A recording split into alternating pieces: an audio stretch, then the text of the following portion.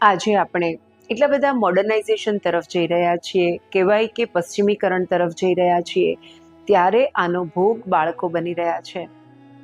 માતા પિતાએ એ ખાસ જોવું જોઈએ કે જ્યારે તમે બાળકને ઉછેરી રહ્યા છો તો ત્યારે તમે તેમના ખાવા પીવાથી લઈને તેની જરૂરિયાતોનું પૂરેપૂરું ધ્યાન રાખી રહ્યા છો.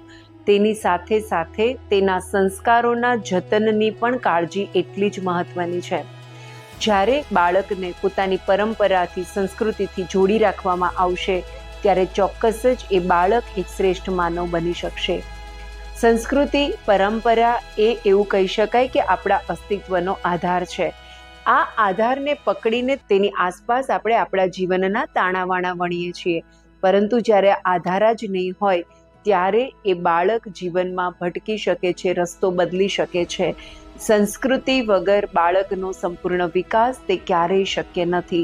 માતા પિતાએ ખરેખર અત્યારના સમયમાં ખૂબ સજગ થઈ જવાની જરૂરત છે.